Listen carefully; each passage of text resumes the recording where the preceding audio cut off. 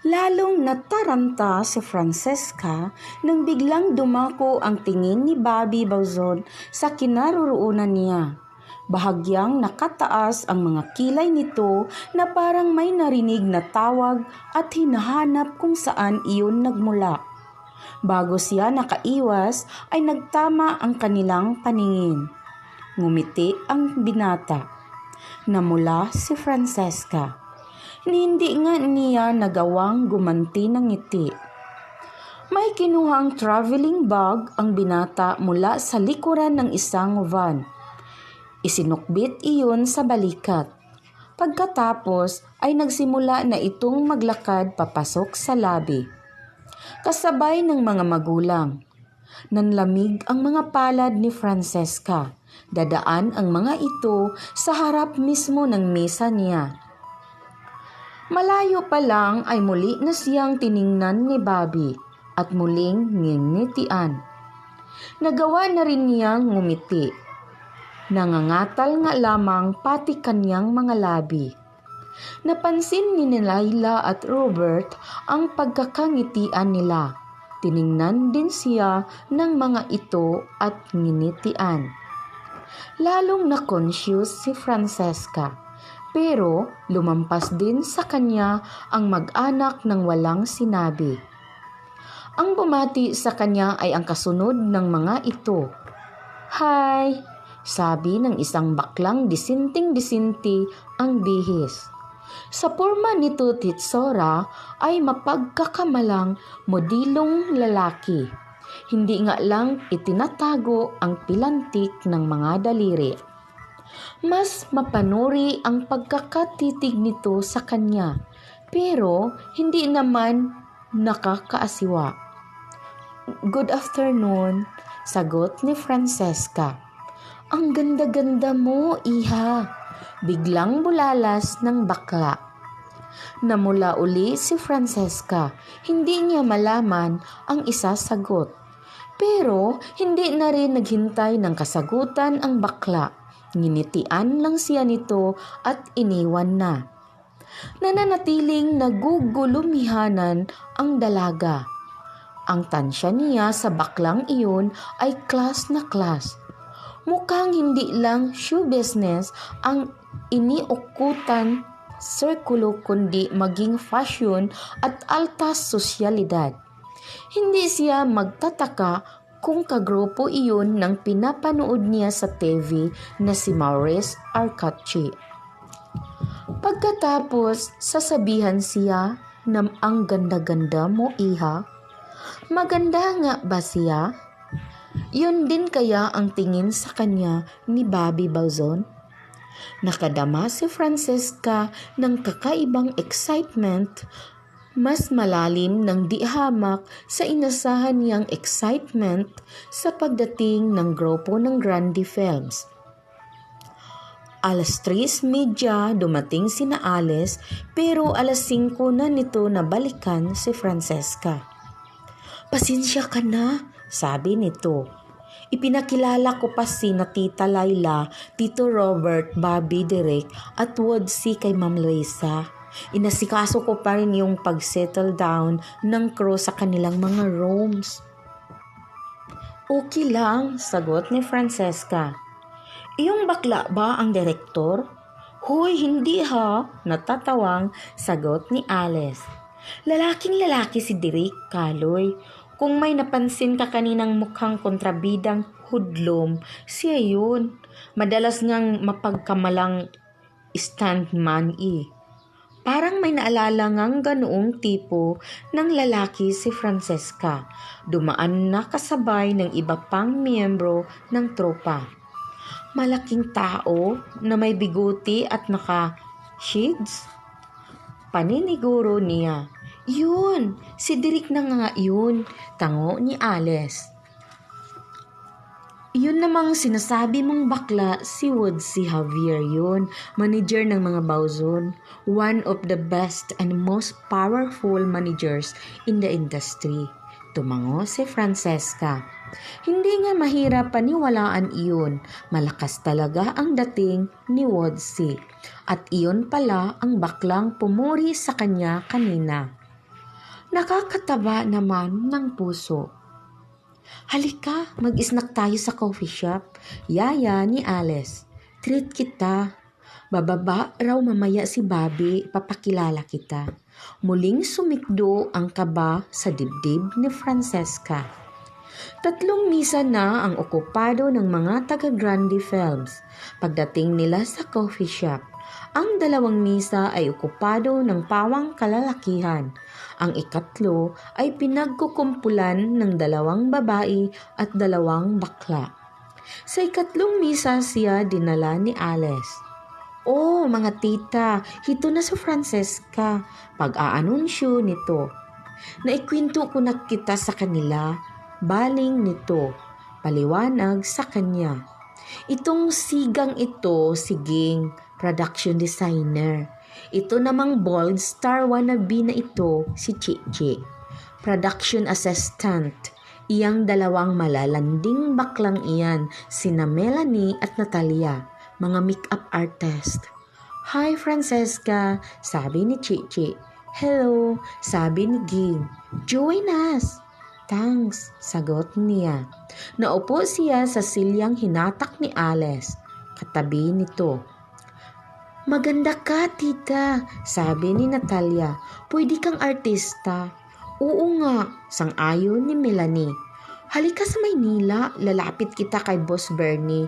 Akong manager mo ha. Huy, kulukoy, malay mo namang mag-manage ano? Sabad agad ni Alice. Baka gawin mo lang bold star si Francesca. Kung mag-aartista rin lang yan, kay Woodsy ko na siya i-refer. Ay, naku ha, natatawang sagot ni Francesca.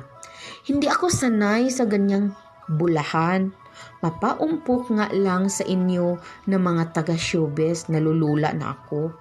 Tama naman kasi sila, Francesca, sabi ni Alice. May tipo ka, pwedeng-pwede kang artista, hindi ba? Sabi ko nga sa'yo noon, kung gugustuhin mong magtrabaho sa Maynila, matutulungan kitang maghanap ng trabaho.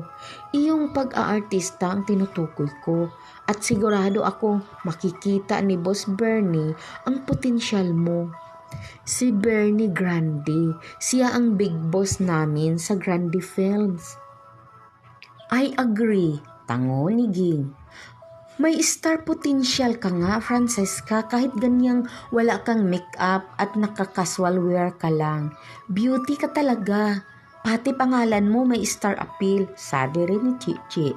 Namula na ng tuluyan ang dalaga. Naku naman, sagot niya, tama na nga kayo. May panibagong grupong pumasok sa coffee shop.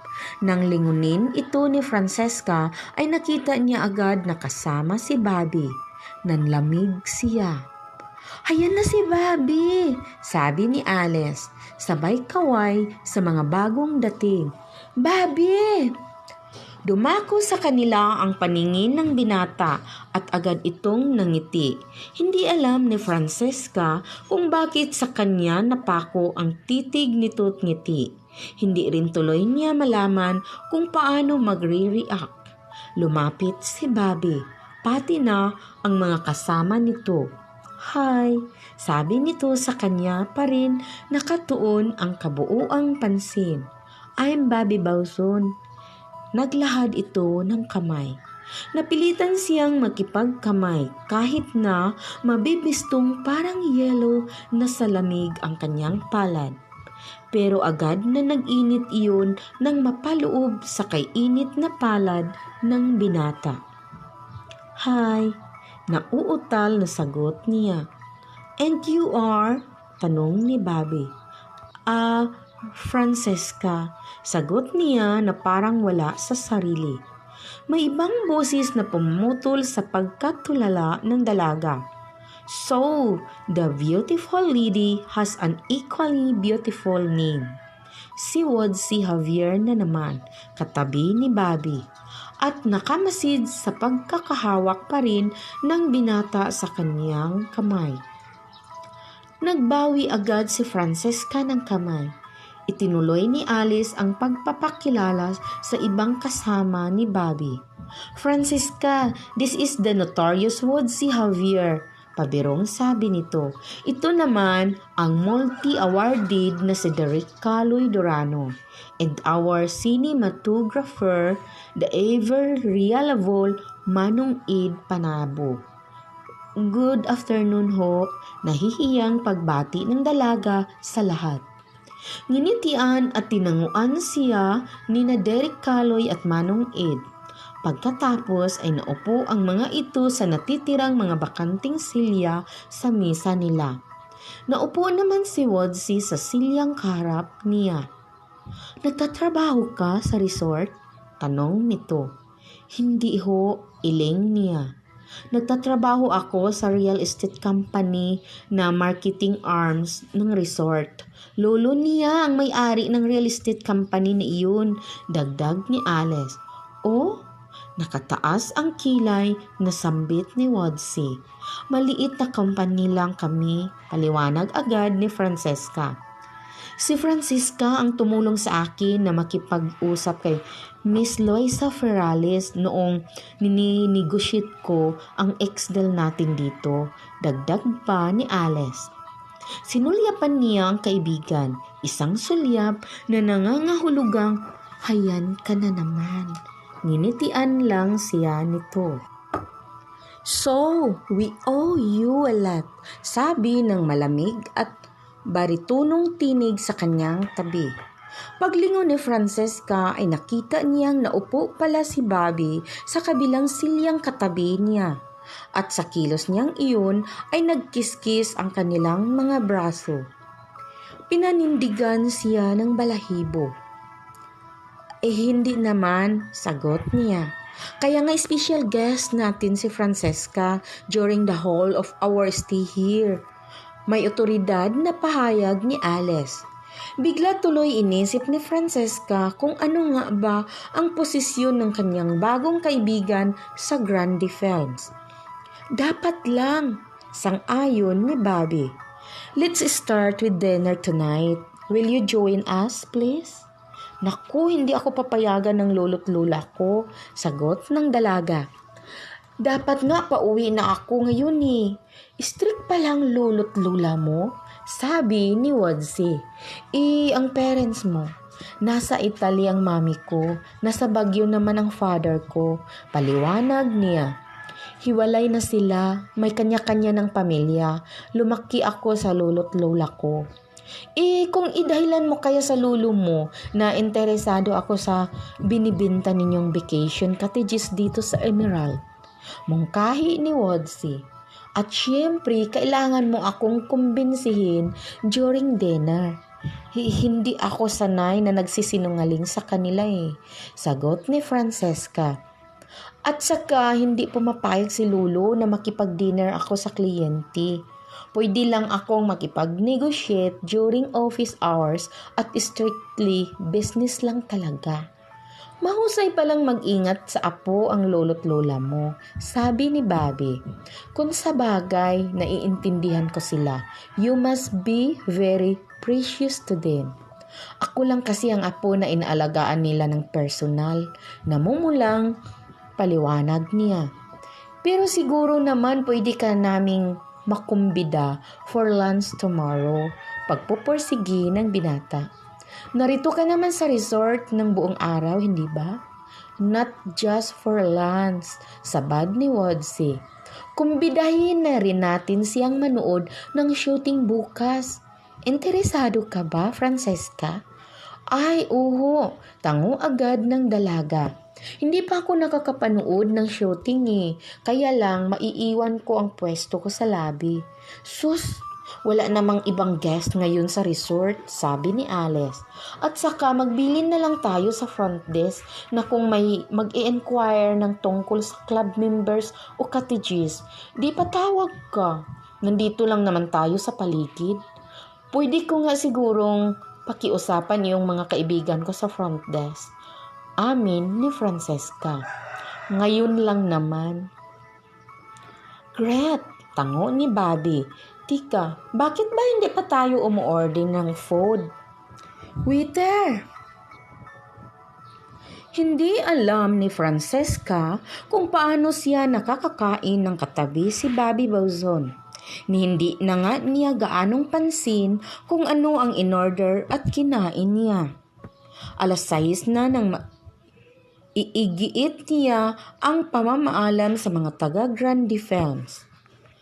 "May sasakyan ka ba?" tanong ni Bobby. "Wala," iling niya. "Pero may shuttle bus naman ang resort palabas sa downtown. Mula roon, madali nang kumuha ng taxi pa uwi sa amin." "Is that safe?" pag-aalala ng binata. "Madilim na. Safe dito sa Cebu," sagot niya. "At saka matao naman iyong papunta sa amin." "I'll see you tomorrow din." Nakangiting paalam nito. "Mag-iingat ka." Napakasarap naman ng pabaon ng mga salitang iyon. Parang lumulutang tuloy si Francesca sa ulap habang papauwi. "Bilib na talaga ako sa iyo, Alice," sabi ni Woodsy. Pag-alis ni Francesca, "Ang husay mong makahanap ng star material at nakaibigan mo na agad. She's going to be a big star. I'm sure of that." "Aba, hindi ko kinaibigan si Francesca para lang i-recruit ha?" Pagtatama ng dalaga sa manager. "Nagkataong talagang nagkapalagayan lang kami ng loob. Mabait siya matulungin. But you're right. Of course, malaki ang potensyal niya sa showbiz. Anyone can see that." "So, Bobby, natagpuan na rin natin ang magiging kalab team mo," pahayag ni Woodsy. "Kalab team ko?" Salubong ang mga kilay na ulit ng binata. "Si Francesca," sagot ni Woodsy. "She's perfect. A fresh and sweet face. Napakaganda pero hindi sobrang tisay o sopistikada. Girl next door pa rin ang appeal at nasa tamang age group para sa iyo. Hindi na teenager na nining-nini. A rose in bloom. Bagay na bagay kayo. Maganda ang inyong rapport. Nag-click na agad kayo, hindi ba? You like her very much, obviously." "Magdi-deny ka pa ba?" "Of course, I like her." Mabilis na sagot ni Bobby. "Pero hindi ko alam na audition na pala ninyo siya sa lagay na yun.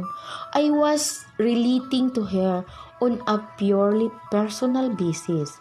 Walang halong showbiz yun." Nagkibit balikat si Woodsy. "Ano?"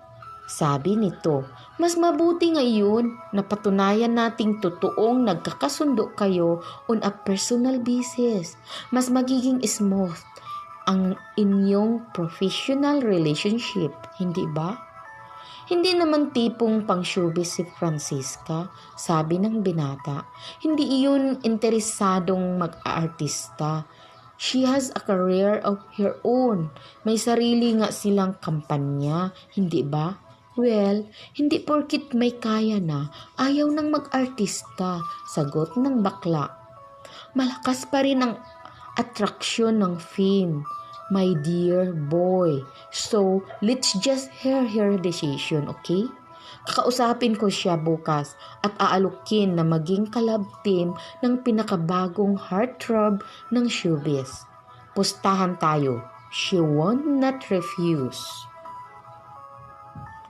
Papayag kaya si Francesca na magiging isang artista at kalab timpad nito ang matagal na niyang crush na si Bobby Balzon? Mga ka-lovely, hintay ninyo ang kasunod na kabanata sa kwentong ito na magpapaantig sa inyong mga puso.